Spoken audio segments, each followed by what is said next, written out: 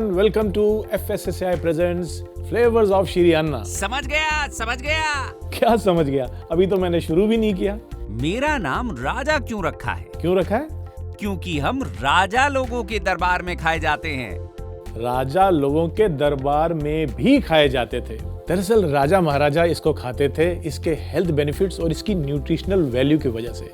18वीं शताब्दी में जो मैसूर के सुल्तान थे हैदर अली खान साहब, ऐसा मेंशन्ड है हिस्ट्री में कि वो रागी की रोटी को पानी के साथ खाते थे। और उसी दौरान यानी कि 18वीं शताब्दी में ही एक सिपाही थे ब्रिटिश हुकूमत के जिनका नाम था जेम्स करी, और इंसिडेंटली इनको हैदर अली खान साहब ने और टीपू सुल्तान ने बंदी भी बना कर रखा था। उन्होंने भी लिखा कि उनको जेल के अंदर रागी की रोटी मिलती थी। तो देखा आपने, एक ही समय पर राजा भी और कैदी भी दोनों इसको खाते थे। अच्छा, तो ये बात है। ये बात है। तो राजा जी, मैं आपको मिलेट्स के बारे में और भी जानकारी देता रहूंगा, लेकिन पहले हम आज की रेसिपी शुरू करते हैं। आप बनाइए, मैं तो चला। आज हम बनाने वाले हैं रागी के चिल्ले। रागी जिसे हम नाचनी भी कहते हैं। इसका फायदा ये है कि इससे जो हम चिल्ला बनाएंगे वो एकदम ग्लूटेन फ्री होगा। तो है ना ये कमाल की चीज।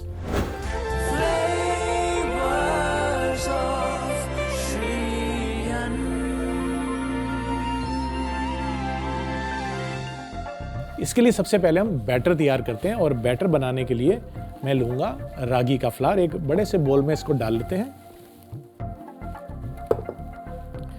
तो यहाँ पर हमने लिया रागी का फ्लावर। अब इसमें हमने ये करना है कि जितना हमने रागी का फ्लावर लिया है यानी कि नाचनी का आटा लिया है, उसी मात्रा में हम लेंगे बेसन भी। तो ये हम इसमें बेसन भी मिला लेते हैं।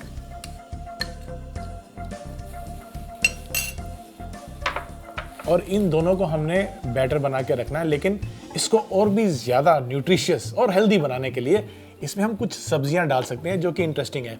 इसमें चॉइस आपकी हो सकती है कि आपको जो सब्जियां पसंद है वो इसमें आप डाल सकते हैं। तो इसके लिए पहले मैं पालक को थोड़ा काट लेता हूँ। तो हम थोड़ा इसको पतला श्रेड करेंगे।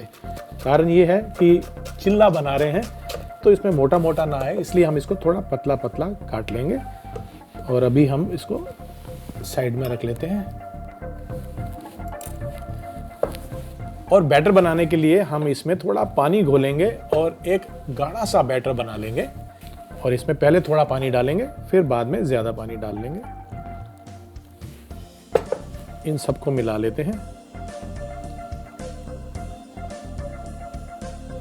तो पहले हम थोड़ा पानी डालेंगे, थोड़ा इसलिए क्योंकि जब हम बैटर बनाते हैं तो बैटर पहले गाढ़ा बनाएं तो उससे जो लम्प्स होते हैं बैटर में वो पहले निकल जाते हैं। एक बार ये लम्प्स निकल जाएं तो उसके बाद कंसिस्टेंसी को सही करने के लिए फिर जितना भी पानी चाहिए आप वो डाल सकते हैं। अभी ये गाढ़ा है। और पानी डालने के बाद हम बैटर की कंसिस्टेंसी को चेक कर लेंगे। हमें ज़्यादा पतला बैटर नहीं चाहिए यहाँ पर। अब इसमें हम डालते हैं बाकी सामान। सबसे पहले आइए इसमें हम डाल लेते हैं नमक। और नमक के अलावा हम इसमें कुछ ज़्यादा नहीं डाल रहे क्योंकि जो इसको स्पाइसी बनाने के लिए हम इस्तेमाल कर रहे हैं वो तो हरी मिर्च है। तो हरी मिर्च आप उतनी ही डालें जितनी आपको लगता है कि आप खाना चाहते हैं। कई बार बच्चे भी खा रहे होते हैं तो थोड़ी सी इसमें हम डालेंगे हरी मिर्च, बारीक कटा हुआ प्याज। यहाँ पर मैंने गाजर ली है। गाजर सीजन में दो तरह की होती है, या तो लाल गाजर होती है या फिर जो ऑरेंज गाजर मिलती है, पूरा साल मिल जाती है। तो इसको भी आप डाल सकते हैं। तो थोड़ी सी इसमें हम गाजर भी ले लेंगे। ये काफ़ी इसको न्यूट्रिशियस तो बनाएगा ही, कलरफुल भी बहुत बना देता है। अब जो हमने पालक श्रेड करी थी वो भी इसमें मिला लेते हैं। और इसमें डालने के बाद और इसमें डालेंगे हम बारीक कटा हुआ हरा धनिया। और अब तमाम चीज़ों को हम मिक्स कर लेते हैं। और यहाँ पर हमारा बैटर तैयार है। इसको रेस्ट करते हैं 10 से 15 मिनट के लिए।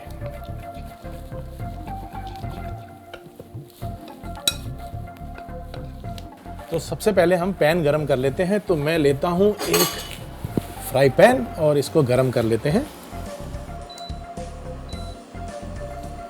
और इसमें डालूंगा मैं थोड़ा सा ऑयल।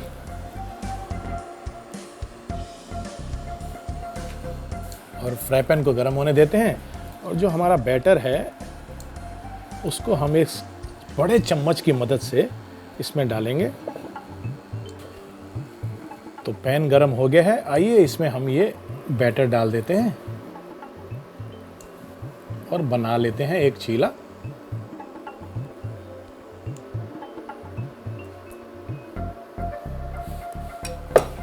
चीले को हमने धीमी आंच पर पकाना है, यानी कि जो इसकी हीट है वो हमने मीडियम रखनी है।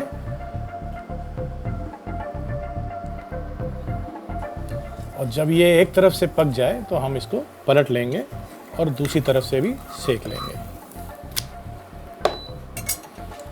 तो इसको हमने दोनों तरफ से सेक लेना है, पलट के भी इसको। जब ये इवनली कलरिंग आ जाए इसके ऊपर कुकिंग की, बस तब तक के लिए हमने इसको पकाना है। तो चीला हमारा तैयार हो चुका है, आइए इसे एक प्लेट में निकाल लेते हैं और साथ ही में एक लाजवाब सी चटनी भी बनाएंगे। तो पहले हम चीला निकाल लेते हैं और इसके लिए जो चटनी हम बना रहे हैं बहुत ही रस्टिक है, यानी जो घर पर ही सामान होता है उसी से आप ये चटनी तैयार कर सकते हैं।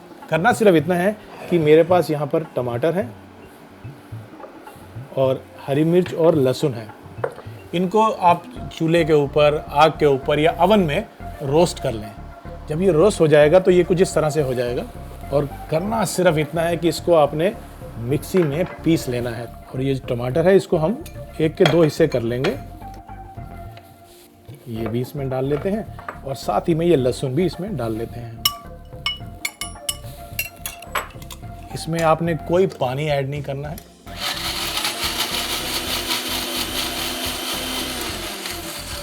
तो ये चटनी आप चाहें तो इसको थोड़ा सा कोर्स यानी कि दरदरा पीसें, या फिर महीन चटनी जिसको हम डिप की तरह भी इस्तेमाल कर सकते हैं, उतना महीन भी कर सकते हैं।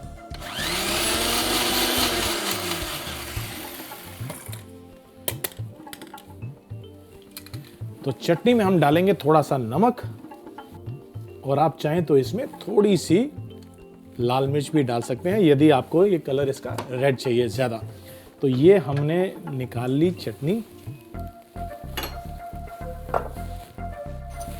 और इसको ट्रांसफ़र कर लेते हैं हम एक बोल में।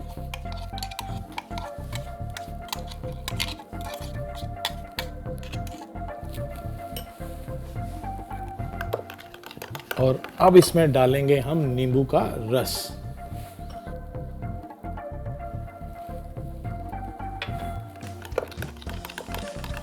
तो ये हमारी चटनी तैयार है। इसको हम यहाँ पर लगाएंगे एक बोल में।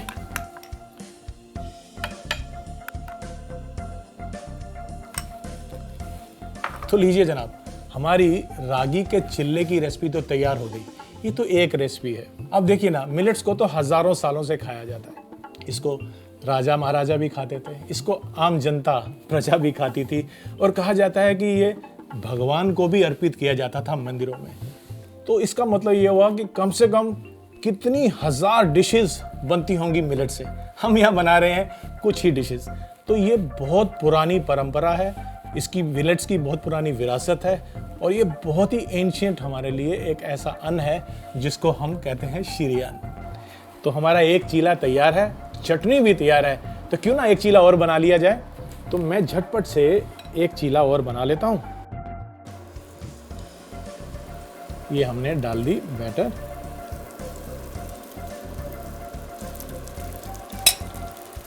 जब ये एक तरफ से पक जाएगा, वैसे ही जैसे हमने पहला चीला बनाया था, इसको भी हम दोनों तरफ से सेक लेंगे।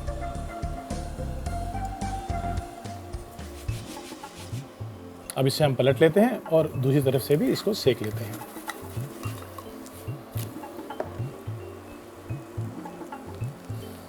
आइए अब इसको निकाल लेते हैं प्लेट में।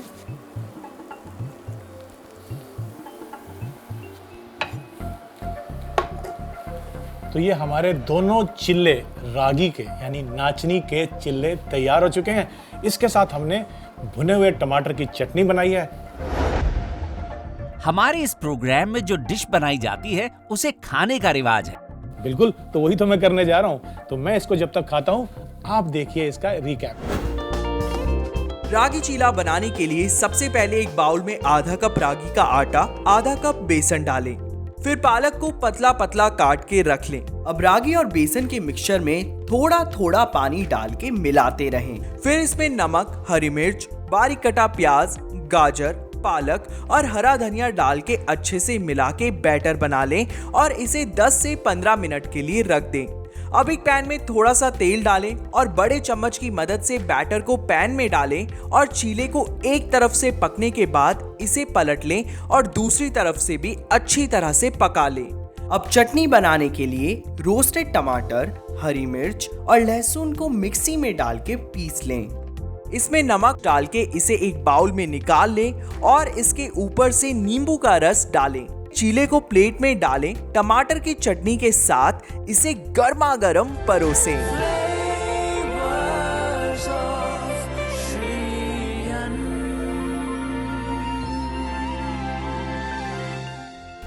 खाने की और रेसिपीज की बातें तो चलती रहेंगी, क्यों ना कुछ ज्ञान की बातें कर लें।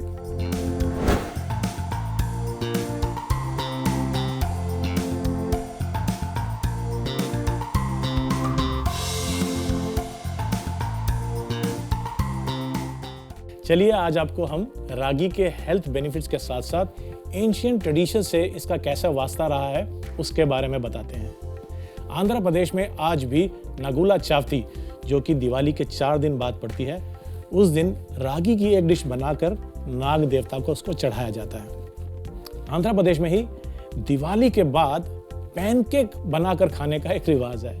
तो हुई ना ये मजे की बात, खाने के साथ साथ ये हमारी संस्कृति में भी जिंदा है। FSSAI presents flavours of Shri अन्न में मिलते हैं ब्रेक के उस पार एक और नई रेसिपी के साथ।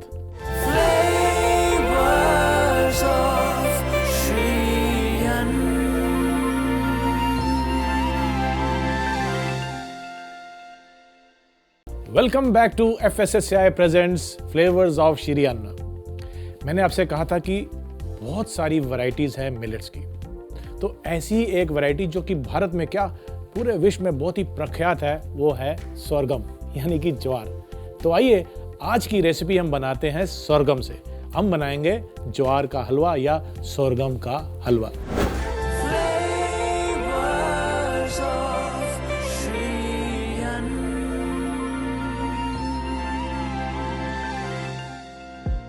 आप सोच रहे होंगे कि सोरगम क्यों? देखिए, हलवा हम बनाते हैं कई ओकेजन पे बनाते हैं, खास तौर पे धार्मिक कारणों से या घर में कुछ मीठा खाना हो तो खुशी के मौके पर यह हलवा जरूर बनता है। अब हम भी क्योंकि मिलेट्स को सेलिब्रेट कर रहे हैं, इस खुशी में बनाते हैं हम सोरगम का यानी कि ज्वार का हलवा।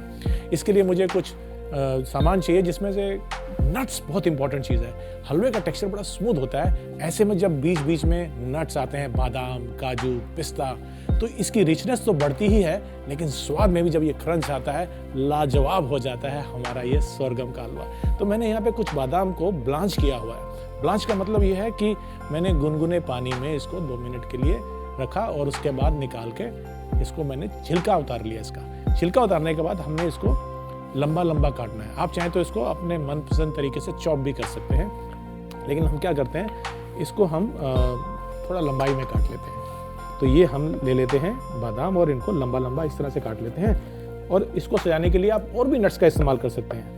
तो पिस्ता भी है हमारे पास, उसको आप ऐसे ड्राई भी डाल सकते हैं। ये लीजिए, इसके बाद हम पिस्ते को भी काट लेते हैं। और अब बारी आती है बादाम के बाद पिस्ते की। मैंने तो पिस्ते को भी ब्लांच ही कर लिया था। इसमें बादाम को इसमें निकाल लेते हैं। अब पिस्ता ले लेते हैं और इसको भी हम उसी तरीके से लंबा लंबा काट लेंगे।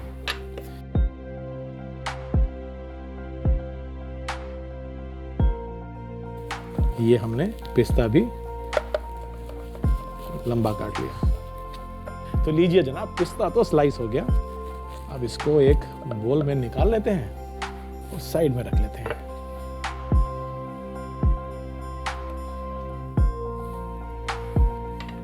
तो चलिए शुभ कार्यों में बनाए जाने वाले हलवे का हम शुभारंभ करते हैं। और सबसे पहले हम एक पैन या आप चाहें तो छोटी कढ़ाई, उसको गर्म कर लेते हैं और उसमें देसी घी डालेंगे। जी हाँ, हम देसी घी का इस्तेमाल कर रहे हैं क्योंकि कहा जाता है कि जो मिलेट्स है ना, ये थोड़े से ड्राई होता है। हालांकि इसकी तासीर ठंडी है, लेकिन फिर भी इसको खुश्क होने की वजह से इसमें घी का इस्तेमाल होता है। इवन आप ज्वार की रोटी भी बनाते हैं तो उसके साथ आप घी या मक्खन देते हैं ना, वो इसलिए ताकि वो तर रहे और उसकी जो खुश्कपन है उसको हम थोड़ा कंपनसेट कर सकें। तो सबसे पहले हम इसमें डालेंगे घी। यहाँ मैं देसी घी ले रहा हूँ।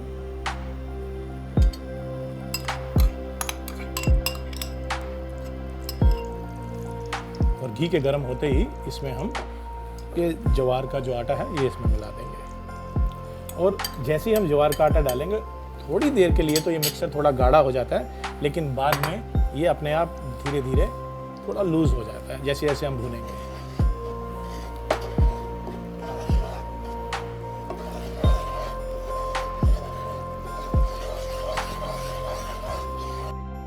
और जैसे ही धीरे धीरे ये पकता जाएगा, थोड़ा थोड़ा घी जो है सतह पे आना शुरू हो जाता है। सोरगम या ज्वार का एक और फायदा ये है कि ये इजीली डाइजेस्टिबल है, ये हजम आसानी से हो जाता है। आप देख सकते हैं कि इसका जो अब रंग है वो धीरे धीरे सुनहरी होता जा रहा है, और साथ ही में एक अरोमा जो इसकी फ्रेग्रेंस आती है भुनने की, वो भी अब किचन में महसूस की जा सकती है। लाइट ब्राउन हो गया है। इसमें हम इस स्टेज पे थोड़े से नट्स डाल सकते हैं जो साथ साथ भुनते भी रहेंगे। तो इसमें मैं लंबे कटे हुए थोड़े से बादाम डाल रहा हूँ।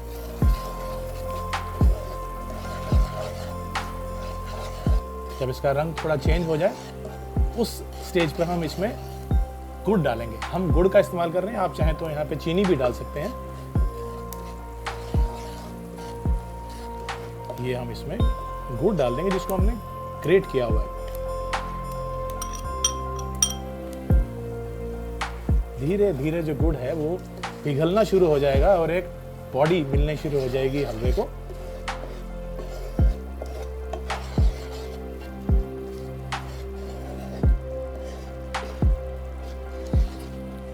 अब इस स्टेज में इसमें थोड़ी सी खुशबू देने के लिए हम इलायची का पाउडर डाल देते हैं।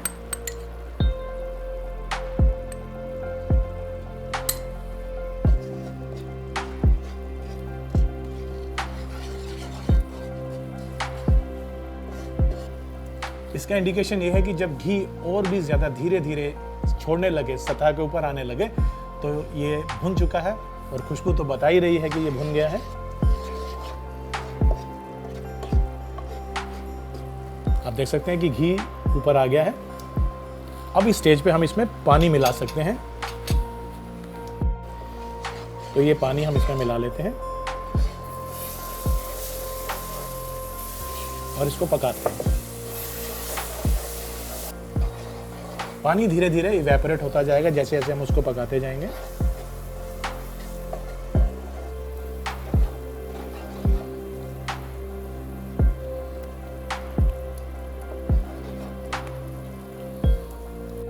तो लीजिए, हमारा सोरगम हलवा तैयार हो चुका है। अब इसको सर्व करते हैं।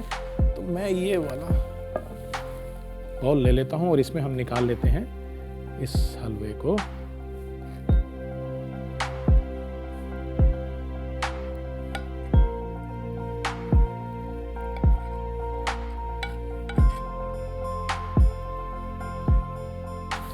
और इसमें डालने के बाद अब बारी आती है इसको और बेहतर सजाने की। तो यहाँ पर मैं ले लेता हूँ थोड़ा सा पिस्ता और इसके ऊपर डाल लेता हूँ। मैं थोड़ा सा डाल रहा हूँ, आप भरपूर भी डाल सकते हैं। बेहतर यही होगा कि इसके अंदर काफ़ी नट्स भी हों, जो कि बहुत अच्छा लगता है जब आप खाते हैं हलवे को। और थोड़े से बादाम से भी मैं इसको सजा देता हूँ। ये लीजिए। तो लीजिए जनाब, हमारा सोरगम यानी कि ज्वार का हलवा तैयार हो चुका है। ये जरूर राजा महाराजाओं की डिश रही होगी। ऑफ कोर्स, राजा भी खाते थे और प्रजा भी खाती थी, और अब मैं खाने जा रहा हूँ। जब तक मैं इसको चखता हूँ, आप देखिए इसका रिकैप। ज्वार का हलवा बनाने के लिए सबसे पहले बादाम को कुछ देर के लिए गुनगुने पानी में रखकर इसके छिलके उतार लें। अब बादाम और पिस्ता को लंबा लंबा काट लें। फिर एक गरम पैन में आधा कप घी डालें फिर इसमें आधा कप ज्वार का आटा डालकर अच्छे से मिला लें। अब इसमें बादाम डालकर भूनें और हलवे के सुनहरे होने पर इसमें ग्रेटेड गुड़ डालकर इसे और अच्छे से मिला लें। पकने के बाद इसमें इलायची का पाउडर डालें। अब इसमें आधा गिलास पानी डालें और लगातार चलाएं।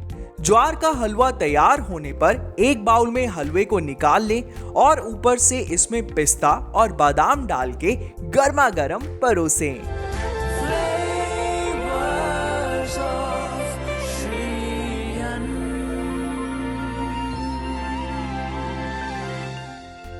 तो देखा आपने मिलेट्स की नई नई रेसिपी बनाने का कितना स्कोप है। आप भी घर पे मिलेट्स की नई नई रेसिपी को ट्राई करते रहें, एक्सपेरिमेंट करते रहें। ना जाने किस दिन कोई ऐसी रेसिपी बन जाए जिसे राजा और महाराजा खाया करते थे। अगले एपिसोड में मिलेट की एक और रेसिपी के साथ फिर से हाजिर होंगे। तब तक के लिए नमस्कार। मैं आपको बता दूं, आप टेक 2 यहीं से लेंगे, लेकिन नेक्स्ट क्यों क्या है?